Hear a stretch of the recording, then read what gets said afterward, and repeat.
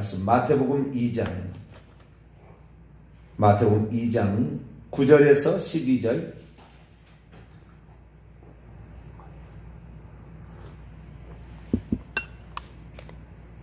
마태복음 2장 9절에서 12절까지 말씀을 한 절씩 교독하도록 하겠습니다. 박사들이 왕의 말을 듣고 갈새 동방에서 보던 그 별이 문득 앞서 인도하여 가다가 아기 것 위에 머물러서 있는지라. 그들이 별을 보고 매우 크게 기뻐하더라. 집에 들어가 아기와 그의 어머니 마리아가 함께 있는 것을 보고 엎드려 아기에게 경배하고 보배압을 열어 황금과 유향과 몰약을 예물로 드리니라. 그들은 꿈에 헤로데게로 돌아가지 말라 지시하심을 받아 다른 길로 곧게 돌아가니라. 아멘. 기도하겠습니다. 거룩하신 하나님, 하늘의 왕이 이 땅에 오셨고, 그러나 그분은 우리를 구원하기 위하여 제물로 오셨습니다. 자신을 드리려고 이 땅에 오셨습니다. 하나님, 우리 자신을 얼마나 하나님께 드리고 있는가? 섬김을 받으려 함이 아니라 도리어 섬기려 함이라. 우리 주님의 발자취를 잘 따라가게 하시고 흔들리지 않고 변함없이 주님의 길을 걸어갈 수 있는 우리 모두가 되게 해 주옵소서. 누군가가 희생하는 자가 있었기에 그 희생 때문에 기뻐하는 자가 생길 수가 있습니다. 주님, 아무도 섬기는 자가 없으면 기쁨을 얻을 자가 없습니다.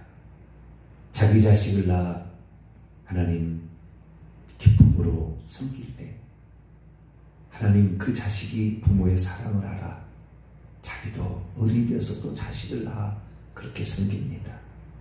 하나님, 우리의 삶에 있어서 섬김을 정말 실천할 수 있도록 건강과 믿음과 지혜를 더하여 주시고 날마다 하나님 앞에 나 자신을 돌아볼 수 있도록 역사해 주옵소서. 주의 말씀을 듣고자 합니다. 오늘 아침에도 저희들에게 말씀하여 주옵소서. 우리 주 예수 그리스도의 이름으로 기도하옵나이다. 아멘. 할렐루야. 성탄절을 이제 어제로 이제 보내고 성탄절 후천날이네요. 예수께서 이 땅에 육신을 입고 오셨는데 정작 유대인들은 축하하는 사람이 아는 사람이 하나도 없고 축하해 주는 사람도 없어서 천사가 목자들에게 알려주었다. 그런데 메시아가 태어난지를 사실 이스라엘은 모르고 있는 거죠. 그래서 하나님께서 동방박사를 보내서 사실을 확인시키고 공개적으로 드러내는 일을 하셨습니다. 동방박사들은 예수님을 어떻게 생각했을까? 라는 사실을 우리는 그가 던진 질문이 있잖아요. 2장 2절을 통하여 두 가지 사실을 알 수 있는 유대인의 왕으로 그분은 태어나셨다. 그의 별이 그걸 알려주었다. 이 두 가지 사실인데요. 그러나 그것보다도 더 확실한 그들의 그 메시아에 대한 유대인의 왕에 대한 생각이 어떤 생각을 가지고 이 어쩌면 3200km 떨어진 머나먼 곳을 찾아왔을까? 이것을 살펴보면 그들이 드린 예물 속에 그들의 믿음, 그들의 생각, 그들의 열정, 이것이 다 들어있는 거죠. 아기 예수께 경배하러 왔다. 보통 인물이 아니라는 거잖아요. 누가에게 절을 한다는 건 동방 박사들인데 천문 역학자들인데 그들이 함부로 고개를 숙이진 않겠죠. 그러면 그 아기에 대한 분명한 자신의 믿음이 있기 때문에 그 아기에게 절을 하고 예물을 바치겠죠. 그리고 우리는 그 사람이 바친 예물을 통하여 그 사람의 어떤 뭐라고 할까요? 믿음을 확인할 수 있는 거죠. 분량을 확인할 수 있는 겁니다. 황금과 유황과 몰약을 드렸잖아요. 값비싼 거였습니다. 당시에 엄청 값비싼 것. 그러니까 보물들이죠, 일종의. 근데 그들이 이 예물을 드릴 때에 단지 비싼 거니까 우리가 드리자. 예를 들어 보겠습니다. 솔로몬 왕에게 지혜를 들으러 여러 나라 왕들이 왔다고 해요. 그런데 솔로몬 왕한테 드린다는데 우리나라로 칩시다. 쑥을 좀 말려가지고, 쑥이 건강에 좋습니다. 그래서 쑥을 말려가지고 갖다가 드렸다고 합시다.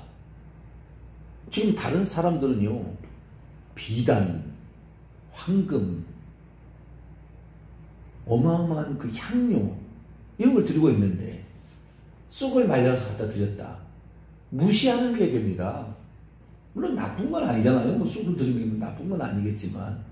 그러나 그 왕에게 합당한 예물을 드려야 되는 것이지, 거기에 합당하지 않게 한다면 상당히 무시하는 거예요.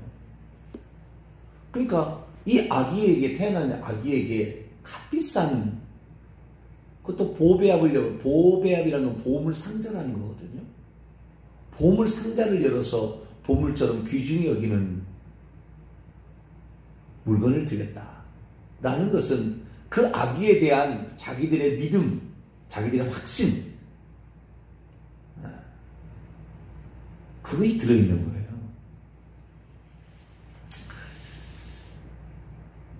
오늘날에 이제 그 주일날 우리가 예물을 드리잖아요. 예물을 드리는데 그 예물이 자기가 드리는 그 분량을 보면 그 믿음이 거기 나오는 거죠.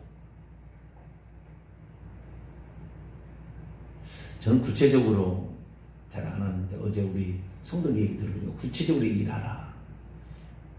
그런 얘기를 해서 구체적으로 좀 말씀을 해야 될 것 같아요, 앞으로는. 저는 되도록이면 원리, 영적 진리들, 그런 중심으로 설교를 했는데 구체적으로 얘기를 안 하니까 어떤 것이 표준인 것을 사실 따라오기가 많이 어려우신 것 같아요. 그래서 이제부터는 진짜를 얘기를 해야 되겠구나. 얘기를 못해서 안 한 게 아니라 구체적으로 얘기를 하게 된다고 한다면 부담스럽지 않을까. 주일날 내는데 1,000원, 2,000원, 5,000원 낸다. 그거 합당한가? 저는 한 번도 얘기한 적이 없었거든요. 그런데 얘기를 해야 되겠구나. 하나님을 무시하는 예물을 드리면 안 되겠다. 아기 예수께 예물을 드리는데, 어떤 분은 주일날 예배를 드리는데 예물이 일정치가 않아요. 1,000원, 2,000원 드린 사람이 많아요. 그걸 봤을 때 과연 저 믿음이 있을까? 저는 얘기 지금까지 제가 13년을 됐는데 얘기 한 번도 한 적이 없어요. 그런데 바르게 가르쳐 줘야 되겠다. 솔로몬 왕에게 경배하러 왔는데 쑥을 갖다 물론 쑥이 나쁜 건 아니에요. 나쁜 건 아닌데 그건 무시하는 거죠. 하나님을 그만큼 경홀히 여긴다는 거잖아요. 예물이라는 것은 그 사람의 마음을 표현하는 겁니다. 내가 그분에 대한 존경의 의도를 표시하는 거죠. 근데 그것이 너무나 작다. 물론 예수님께서는 과부의 두 렙돈, 저는 그 설교를 많이 했죠. 과부의 두 렙돈을, 그러나 과부의 두 렙돈이라는 과부의 두 렙돈은 자신의 생활의 전부였다고 분명히 예수님이 얘기하신 것이지, 그건 작은 게 아니잖아요. 생활의 전부를 넣었으니까. 과연 우리가 1,000원, 2,000원, 5,000원 넣으면서 생활비 전부를 넣나? 그렇게 말할 수 있을까? 우리는 한번 돌아봐야 돼. 구체적으로 이제 제가 지시를 좀 해야 될 것 같아요. 그래서 성도의 생활이 이러한 삶이다. 제가 못해서 안 한 게 아니고 우리 성도들을 존중하는 의미로 안 해왔는데 구체적으로 얘기하는 게 좋겠다. 그래서 앞으로 조금 더 제가 구체적으로 얘기를 해서 내가 과연 하나님을 존중하고 있는가 돌아보는, 내가 과연 하나님의 나를 구원해 준 대가로 내가 하나님께 한 것이 이 정도뿐인가.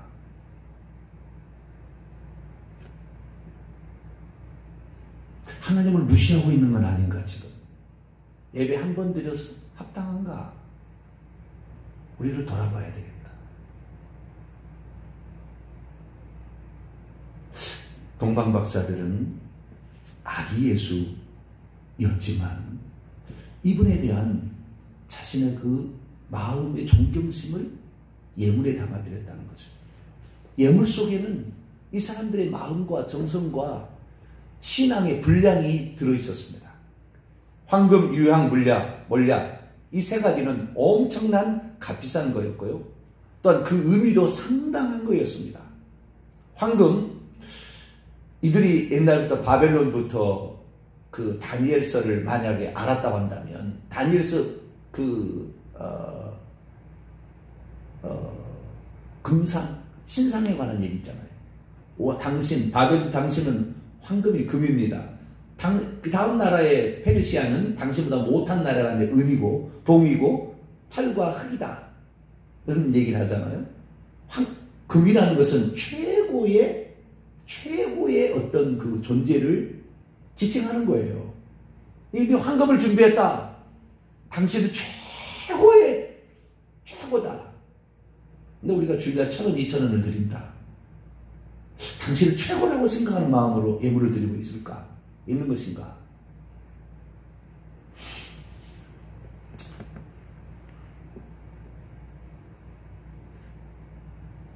이 금이라는 이것은 옛날부터 귀한 거잖아요. 변함이 없는 거잖아요. 지금도 나라가 위험한 상황에 처하면 금으로 바꿉니다. 금으로 바꿔. 왜? 돈은 얼마든지 값어치가 없어요. 나라가 망해버리면 하루아침에 그 나라의 모든 지폐는 무용지물이 되는 거 아시죠? 무용지물이 되어버립니다. 금은, 그 실물은 변하지 않는 거예요. 그것이 불순물이 들어가지 않는 그런 귀한 겁니다. 그래서 그들은 멀리서 찾아올 때 그 귀한 것을 주일에 조금 이게 예물을 드려도 귀한 마음으로 하나님께 그런 그 생각이 들어가야지. 그게 좋다는 거죠. 황금을 드렸다. 이거는 최고다라는 생각으로 왔다는 거잖아요. 처음부터. 그 예물 속에 담긴 이야기가. 두 번째, 유향. 유향이라는 것은 흰색의 고체 그 향품인데요. 은은한 향기가 참 좋아요. 그래서 유향을 꼭 얹혀서 이렇게 얘기해요. 구약에도 제물에다 유향을 섞으라는 말이 있어요. 그래서 이것은 예수 그리스도의 삶이 깨끗하고 흠없는 향기로운 삶을 살 거라는 암시가 들어있는 거죠. 이 세상에 성경에 기록된 말이 우연히 들어갈 리가 없어요. 족보 하나에 누구 하나 빠진 거 들어간 거 다 의미가 있는 거예요. 그냥 그것을 흘려버리면 그런가 보다 할 수 있지만 하나님께서는 그냥 얘기를 쓰지 않아요. 절대 그렇게 하지 않아요. 예수 그리스도의 삶이 얼마나 향기로운 삶이었을까, 죄 없는 삶이었을까, 흠 없는 삶이었을까를 암시해주고 있는 거죠. 비싼 겁니다, 이것도. 세 번째, 몰약. 몰약은 예수님께서 돌아가셨을 때에 니고데모가 가져온 시체에 바르는, 그러니까 그 썩은 시체에 부패 냄새가 나지, 부패를 방지하고 그 다음에 썩은 냄새를 내지 않게끔 하는 그런 그 죽음을 예비하고 가져온 거거든. 이건 뭡니까? 예수 그리스도에 대해서 그들은 여기 천천히 보게 되면 예수 그리스도의 신성에 관한 어떤 재물을 드렸다. 인성에 관한 재물은 확실히 유향과 몰약은 맞아요. 왕이 금이라는 황금이라는 것을 신성으로 표현했을까? 그럴 수도 있고 안 그럴 수도 있고 해석을 어떻게 하느냐에 따라서 차이가 있겠지만 금이라는 것은 최고의 존재를 말하는 거다. 그럼 이것을 신으로까지 생각했을까? 유대인의 왕으로 나으신 이가 어디 계시냐라는 말을 통하여 신적 존재로는 생각하지 않았을 가능성도 있어요. 여기 나타나는 말은 여자가 자식을 낳다라는 의미니까. 그러면 그들은 어떤 상태에 있느냐? 이 땅에 태어나는 사람 가운데 최고의 존재에 대한, 근데 그분의 인성이, 그분의 삶은 깨끗하고 흠이 없는 순결한 삶을 살 것이고, 그리고 그분은 기꺼이 자기의 삶을 죽음으로 바치고 희생할 거다 라는 것에 관한 암시가 들어있는 거죠. 그러니까 동방박사들이 엎드려 경배했던 그 존재를 어떤 생각을 가지고 왔느냐, 이것이 이 황금과 유향과 몰약이라는 이 예물 속에 들어있던 거죠. 제가 이전에 생활을 할 때 목사님께서 늘 저희들에게 이제 이렇게 구체적인 걸 지시를 하세요. 근데 지금 생각하니까 내가 그분의 말씀을 조금 더 귀담아 드렸어야 됐다라는 생각을 해요. 물론 잊지는 않았죠. 잊지는 않았는데 그분이 하시는 얘기가 이런 얘기를 합니다. 무슨 얘기를 하냐면 사람은 섬세해야 한다. 그 섬세해야 된다는 말이 무슨 그 섬섬옥수 이런 걸 말하는 게 아니고 구체적이어야 되고 실제적이어야 되고 준밀해야 된다. 막 그런 거예요. 그래서 하나하나를 그렇게 저희들에게 이제 그분은 한 7년을 저한테 이제 가르쳐 주셨는데 저는 사실 그런 그 구체적이고 이런 것들에 대해서 얘기를 저는 이분이 인격적으로 혹시나 무안을 당하지 않을까 그래가지고 얘기를 안 했거든요. 근데 지금까지 13년을 제가 이렇게 살아왔는데 기다리기가 오래 기다린 것 같아요. 오래 기다렸다. 오래 기다렸다는 말은 무슨 말이냐면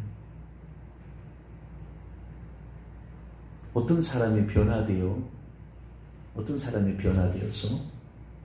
새로운 사람으로 만들 때까지 그것을 그분의 삶에 잘못된 것이나 이런 것들이 그게 아니라고 이렇게 하라고 구체적으로 지시를 하고 이렇게 해줬더라면 더 빨리 하나님 앞에 바르게 서지 않았을까. 이 얘기를 구체적으로 해주지 않으니까 딱 집어서 얘기해주지 않으니까 결국에 모르고 그냥 쉽게 말해서 영적 진리나 이런 얘기를 해주면 그 얘기가 뭔 얘기인지를 못 깨닫는 거잖아요. 그러니까 안 바꾸겠죠, 삶이. 구체적으로 어떻게 살았는지에 관하여 얘기를 안 해주니까. 그래서 자기가 자기 딴에는 잘하고 있다라고 생각이 되는데 얼마나 지금 못하고 있는지, 얼마나 지금 하나님을 무시하고 있는지, 얼마나 하나님을 존중하고 있지 않은지에 관하여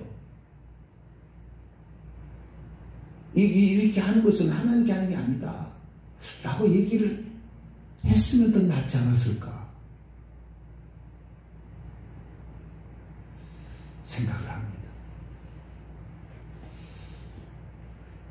그래서 참 이 아기 예수께 이 황금과 유향과 몰약을 드렸다. 이들의 마음의 상태와 그분을 어떻게 생각하고 있느냐에 대한 표시잖아요. 목사님을 대하는 모습을 보면 이 사람 믿음이 있는지 없는지 아는 거예요. 말 한마디 딱 들으면 저는 알아요. 모르는 게 아니에요. 제가 얼마나 많은 사람을 경험해보고 하는데 말 한마디 딱 들으면 알아 그러죠. 그래도 얘기 안 했어요. 저는 13년 동안 얘기를 안 하고 이런 것이 바른 것입니다. 이렇게만 얘기했는데 그게 안 따라오는 사람이 수두룩하고 또한 그게 길이 뭔지를 모르는 거죠. 그래서 제가 이제부터는 조금 더 구체적으로 얘기를 해야 되겠다.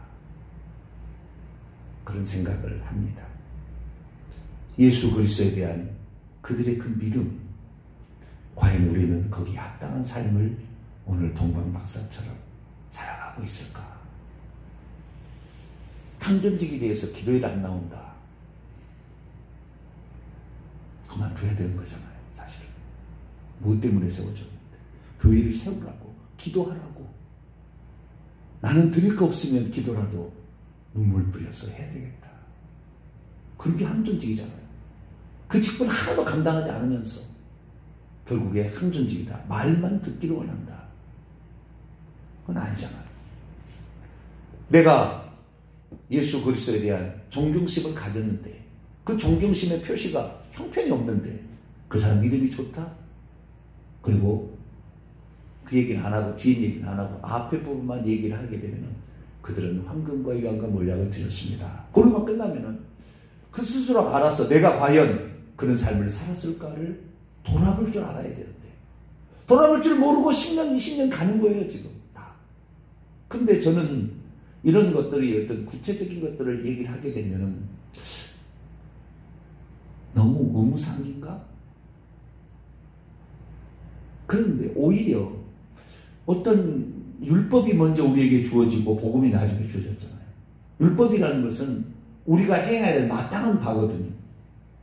구원받은 백성들, 이스라엘이 출애굽에서 나와가지고 광야에 나왔는데 그 구원받은 데 지네들이 할 일이 없잖아요. 주님이 전적으로 하신 거잖아요. 너희들이 구원받은 백성은 이런 삶을 살아야 된다. 이게 율법 아닙니까?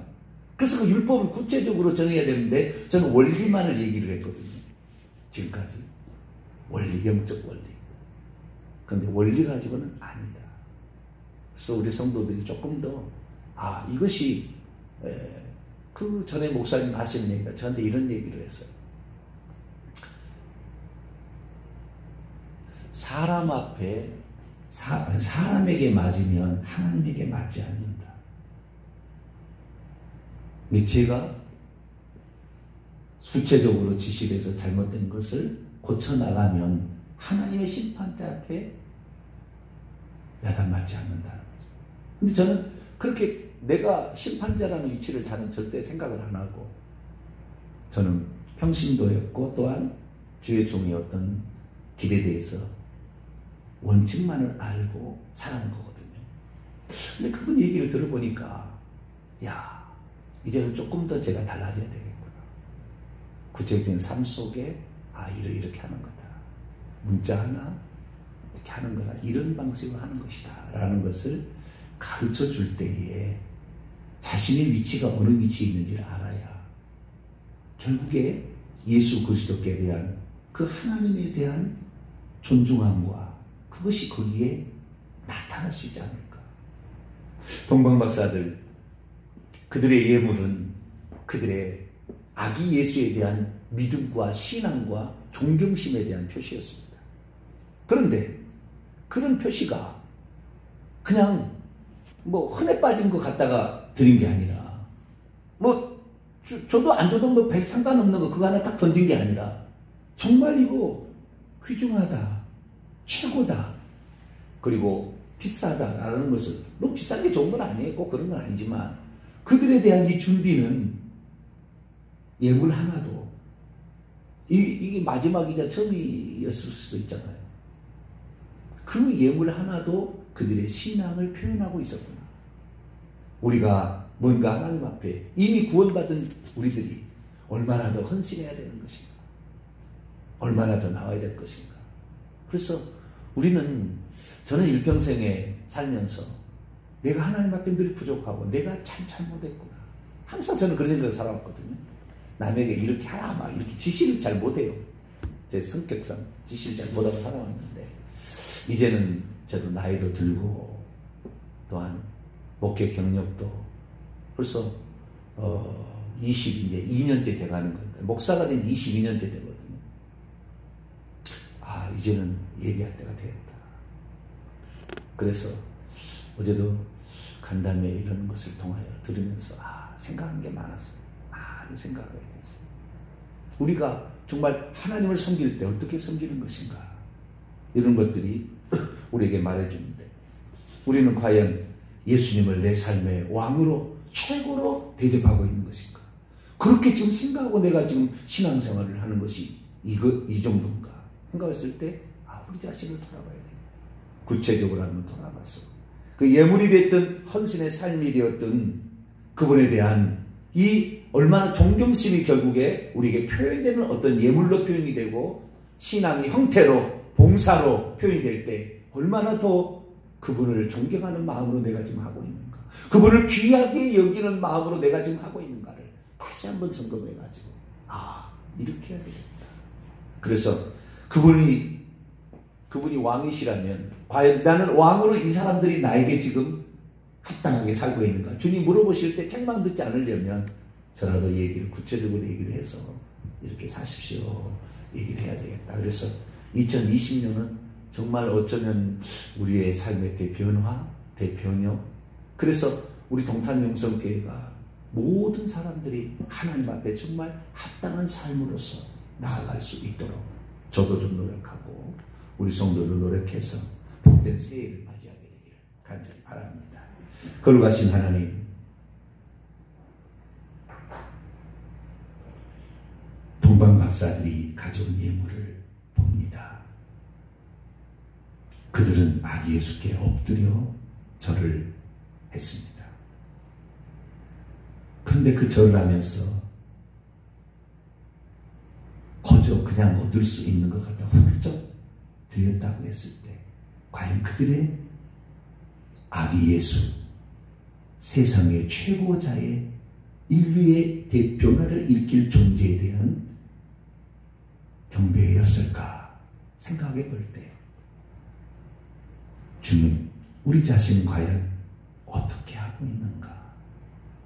주여, 우리 자신을 다시 한번 돌아보며 내가 주 앞에 드릴 것 예물만이 아니라 헌신과 봉사요, 마음이요, 기도요, 정말 하나님 앞에 나를 구원하실 그 구원해 주시러 오신 예수 그리스도 앞에 합당한 삶인가 돌아봐서 이제는 그 주님 앞에 부끄럽지 않도록, 그분을 무시하는 처사가 되지 않도록 말 한마디, 예물 하나, 봉사하는 것 하나 옷깃을 연이며 감당할 수 있는 우리 모두가 되게 해 주옵소서.